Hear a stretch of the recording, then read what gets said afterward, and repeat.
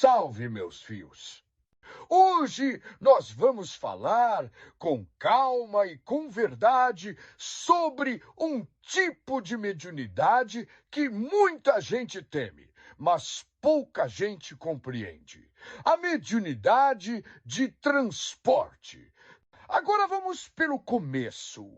Quero que você apague da cabeça aquelas imagens de filmes ou crenças populares que pintam esse médium como alguém que sofre, que é possuído ou que atrai coisas ruins.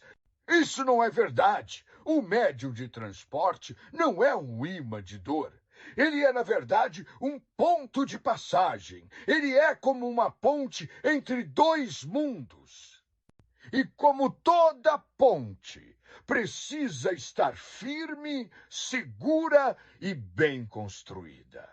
Antes de entrarmos nessa aula, peço que, se você gostou de nosso canal, curta, comente e compartilhe para manter vivo o nosso processo. Se você tiver interesse, também pode ser membro de nosso canal e ter acesso a vários cursos com aulas diárias. E corre lá na nossa lojinha, saravazinho.com.br/lojinha e conheça nossos produtos. Voltamos! Na Umbanda, a função do médium de transporte é auxiliar os guias espirituais no trabalho de encaminhamento de espíritos sofredores, perdidos ou presos a vibrações densas. Esses espíritos nem sempre são maus. Muitos são apenas confusos, revoltados, traumatizados ou agarrados a sentimentos que não conseguem soltar. Mágoa, medo, apego, raiva. Imagine que alguém desencarna, mas não aceita que morreu. Ou alguém que carrega um ódio tão grande que fica preso a uma pessoa, a uma casa, a uma lembrança. Esse espírito está ali, vibrando, interferindo muitas vezes, sem nem saber que está causando mal. É aí que entra o trabalho dos guias. E às vezes, para que esse encaminhamento ocorra com segurança, é necessário um elo. Esse elo é o médium de transporte. Mas veja bem, o médium não incorpora esse espírito. Ele não recebe no sentido tradicional. O que acontece é uma sintonia controlada. O espírito se aproxima, mas é o guia que assume o comando. O campo do médium se abre energeticamente por segundos ou minutos, o suficiente para que o guia faça o recolhimento, oriente e leve aquele espírito para onde ele precisa ir. É como se o médium emprestasse parte de seu campo vibracional, não seu corpo. Isso exige sensibilidade, mas também firmeza. Porque se o médium se identifica com a dor daquele espírito, se comove demais ou se entra em pânico, ele pode prender em si mesmo aquilo que deveria apenas transitar. Por isso eu sempre digo, médium de transporte precisa ser muito bem preparado. Essa mediunidade não é para quem está começando. É para quem já conhece o próprio campo, já sabe fazer firmeza, já entende os sinais do corpo, já conhece seus guias, porque nesse trabalho a vaidade atrapalha, a pressa machuca e a ignorância abre brecha. Tem médium que sente dor no estômago e acha que é obsessão. Sente um arrepio e já quer tomar banho de descarrego. Mas às vezes o que está sentindo é só a aproximação de um campo que precisa ser conduzido. E se ele não entende isso, ele se desequilibra. Vamos falar dos sintomas mais comuns. Um médium de transporte geralmente sente alterações físicas e emocionais quando está próximo de um espírito a ser encaminhado. Pode ser um cansaço repentino, um calafrio, uma sensação de peso no peito ou nas costas. Às vezes, sente enjoo, bocejo frequente, sono fora de hora. E, principalmente, percebe que está sentindo emoções que não são suas. Fica irritado sem motivo, ansioso do nada, triste sem entender por quê. Isso é o campo vibracional entrando em contato com o que está ao redor. Se esse médium estiver equilibrado, ele vai reconhecer esses sinais e acionar seus guias. Vai fazer uma oração, uma firmeza, acender uma vela, preparar um banho, conversar com seu mentor.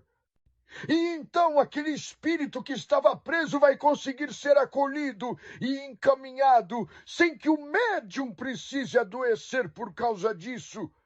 Agora, se o médium estiver em desorganização emocional, o que acontece?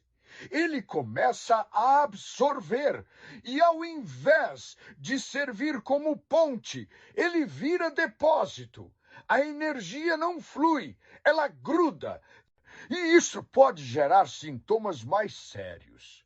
Insônia, pesadelos, dores de cabeça, crises de pânico, até distúrbios físicos.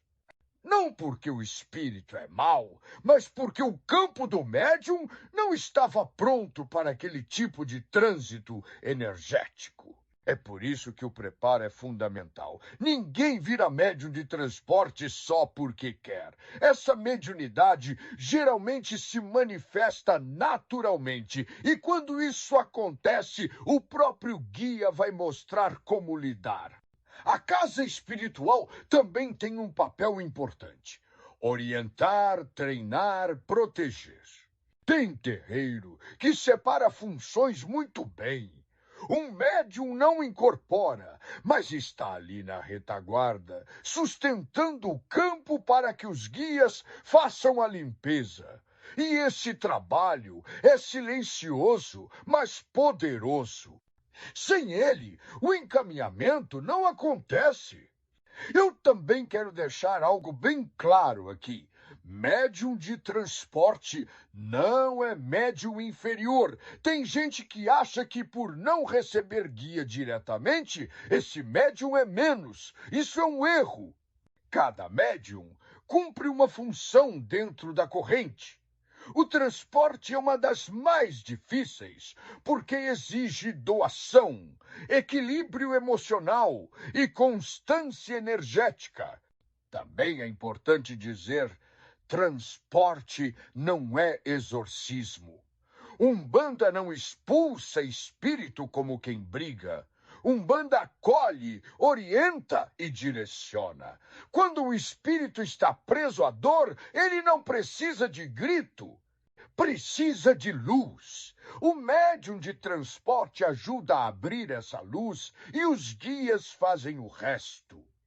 E como é que um médium pode saber se tem essa mediunidade? Por isso, se você desconfia que é médium de transporte, busque conhecimento, estude sobre energia, chakras, campos vibratórios, aprenda a descarregar com ervas, com banhos, com oração.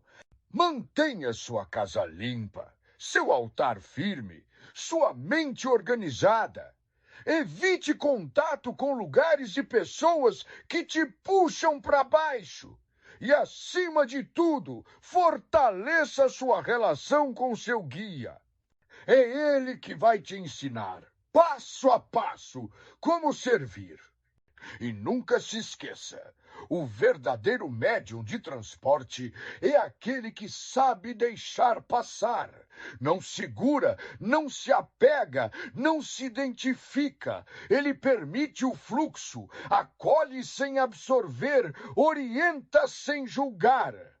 E quando termina o trabalho, se recolhe com humildade, faz sua limpeza e segue leve. Na Umbanda, tudo é energia em movimento. Se você é ponte, seja firme. Se você é passagem, seja clara. E se você é instrumento, seja afinado com a luz. Saravá.